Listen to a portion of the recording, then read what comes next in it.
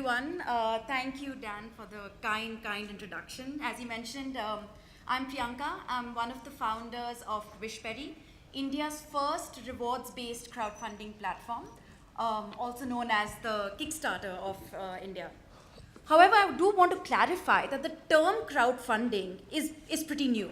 It was in fact first used by a rewards-based platform called Tree, then an equity-based platform called EquityNet in 2005, followed by Indiegogo in 2008 and Kickstarter in 2009. And as Dan mentioned, the term is very broad, right? It just simply means funding from the crowd, taking small amounts of money from a large number of people to actually make something. As Dan also mentioned, that there are 4 types of crowdfunding depending on what is given back to the people who put in money into a crowdfunding campaign. As you mentioned first, there's equity crowdfunding, typically used by startups when they give out stock in their company. In fact, Wishberry recently closed its own seed round of funding of 4 crores on Let's Venture by crowdsourcing it from 44 different investors. The largest guy gave 20 lakhs, but now we have 44 different investors who are, a part of the Wishberry family. Then you have debt-based funding, which is pretty much crowdsourcing a loan in exchange for interest payments.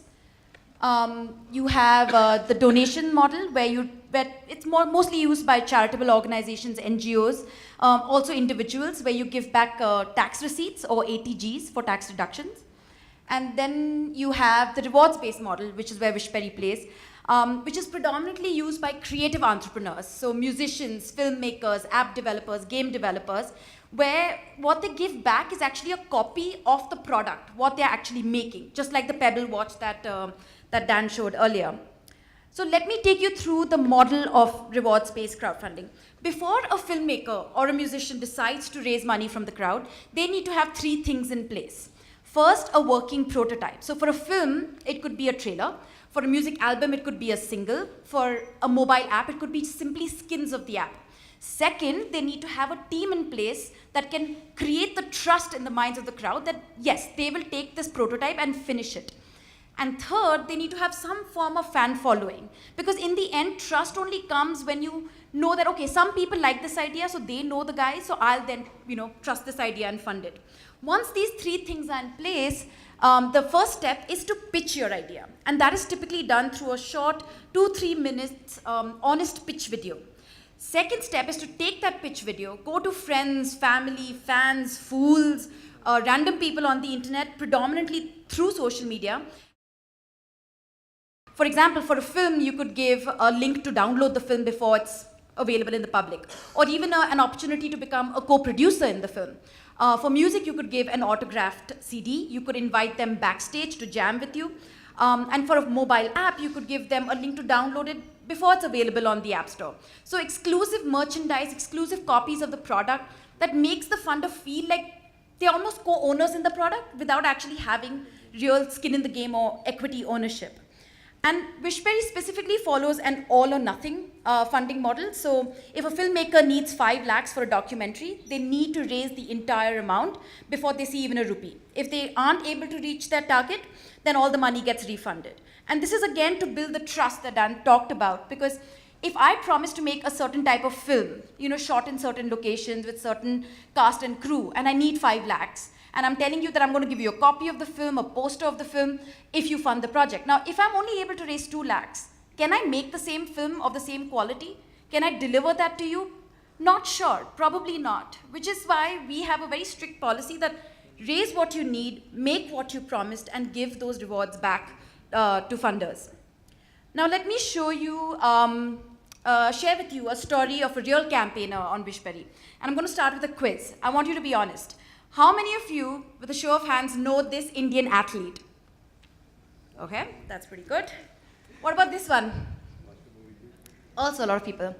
Okay, what about this one? Not that many, I guess one. Do you know who he is?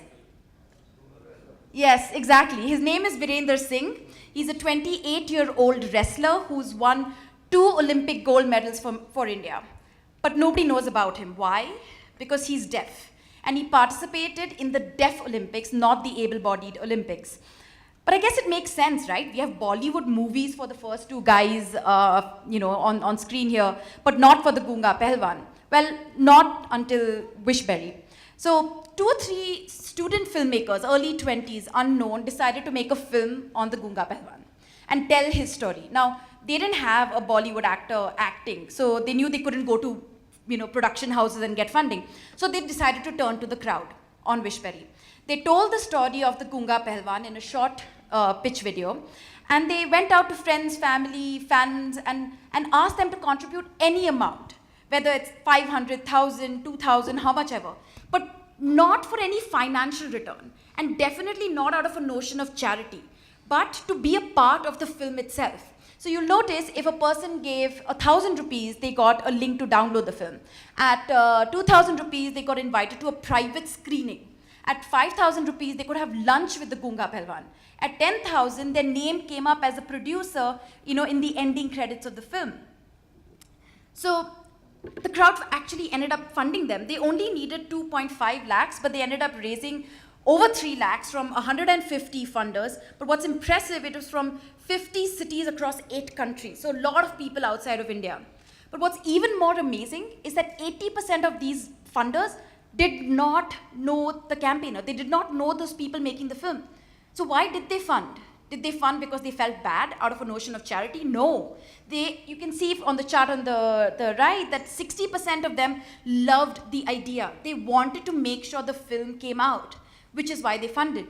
And with this money, not only did these filmmakers make the film, but the PR and the buzz that they created around the film got the government to rethink its policy, the government of India, of sending differently abled athletes to the able-bodied Olympics. So 99% the Gunga Pehlwan should show up in Rio next year. And it all happened because of a small 2 lakh budget film that was crowdfunded on Wishberry. To show you a couple more samples, this is Purva, which is a musical documentary in Tamil that raised 11 lakhs from 200 funders.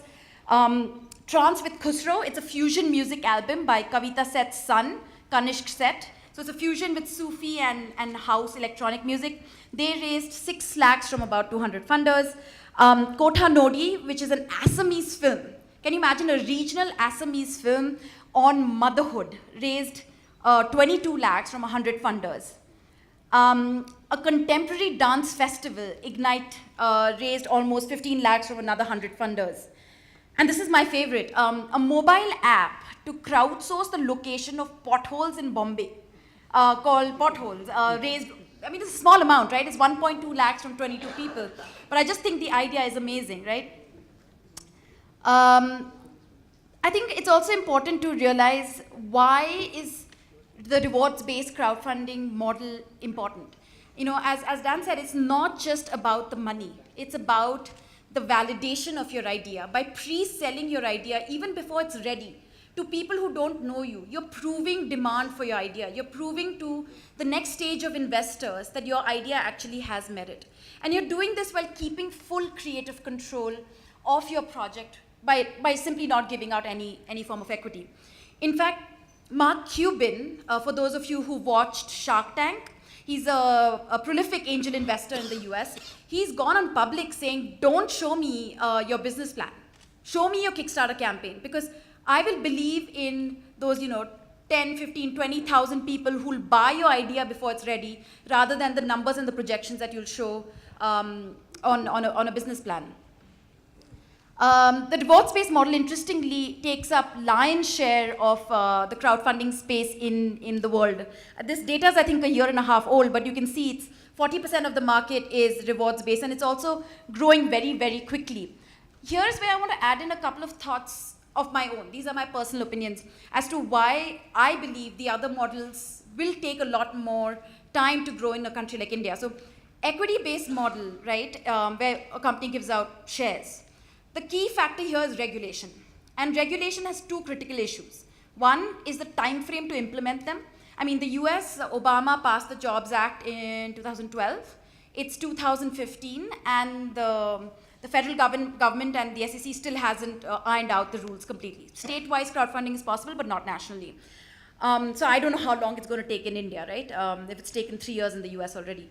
But the second and more important part about regulation is it's very stifling. So the 66-page paper that Dan talked about, For me, the biggest debilitating factor is that you have to use a demat account to invest in a company through crowdfunding in India. Do you know how many demat accounts are there in India today?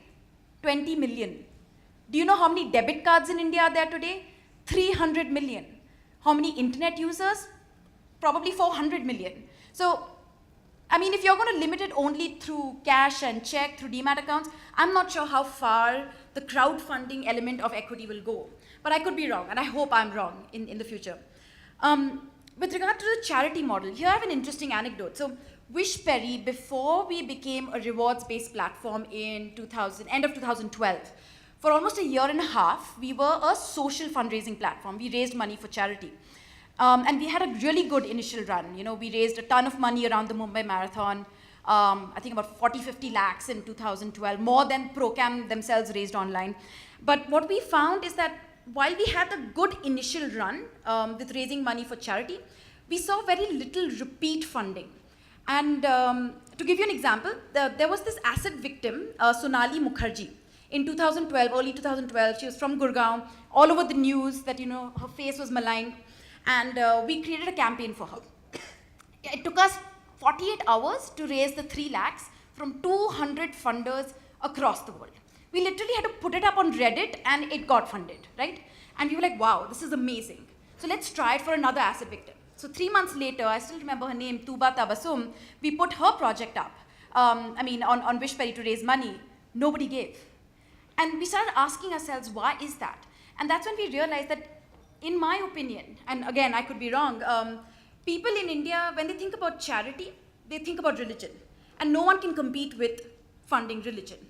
And second is there's this trust factor, right? I mean, when you have more NGOs per person than you have policemen per person in this country, I mean, how are you able to trust one NGO versus the other, saying that, okay, this guy's actually going to use my money productively? So these are the reasons why I personally think the equity model and the charity model will face a lot more challenges in growing versus the rewards model, where there's already the trust and accountability because you get a copy of the music album. You get a copy of the film that's being made. So there is that accountability that doesn't exist in the other models. So the $1 million question, right? Why Wishberry?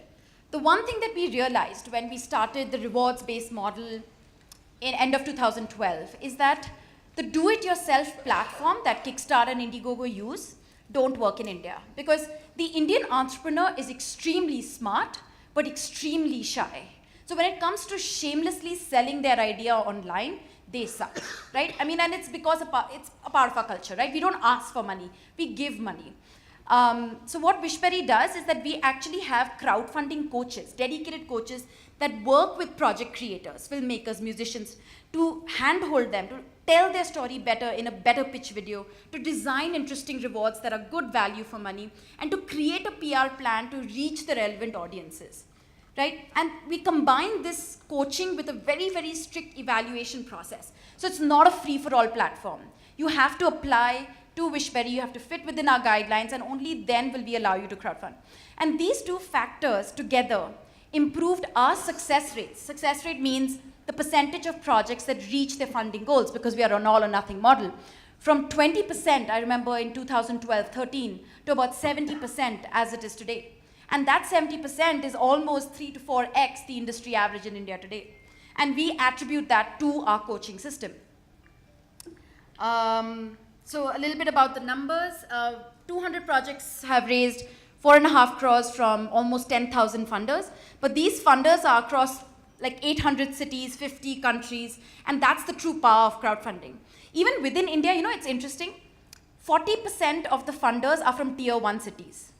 Another 20% are from the tier 2 cities which are bordering tier 1 like Ahmedabad, Pune, and the remaining are from tier 2 and tier 3 cities. So what this shows is that it's not just the urban Indian that is funding such projects, it's also the semi-urban Indian. And that is where the true growth for crowdfunding will come in India. The last thing I want to mention, that what's special about Wishberry is people on Wishberry that are funders are not just, you know, people like you and me. There are also a lot of industry experts, personalities. So you'll see Vishal Dadlani, Shankar Mahadevan have funded musicians on Wishberry. Bijoy Nambiar, the director of Shaitan, and Anurag Kashyap have funded films on Wishberry. Rajan Anandan, the MD of Google in India, and Vishal Gondal have funded projects on Wishberry. So getting funding by these prominent guys, even if it's just 5,000 rupees, right, opens doors to then formal funding, either on a platform like Let's Venture or by Mumbai Angels or Hyderabad Angels in the future. In fact, one more quick story. So there were these two design students from NID in Ahmedabad that wanted to make a comic book on menstruation, on female periods, to educate women about periods in India. And they made a prototype with their own savings and then went to Ahmedabad Angels, a small angel community there, to fund the idea.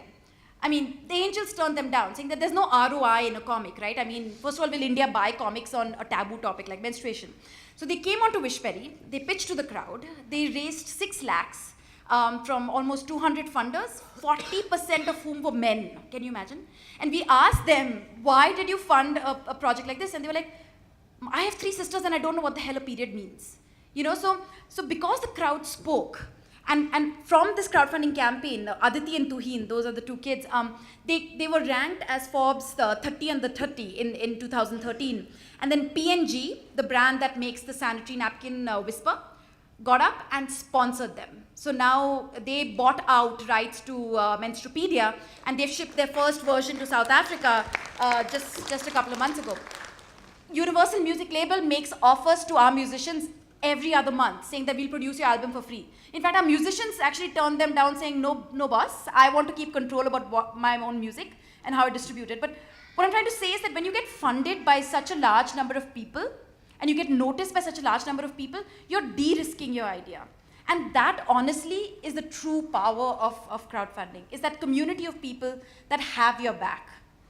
So I think that's all that I have to say. So yeah, how many of you are going to get up and go fund yourself on Wishberry?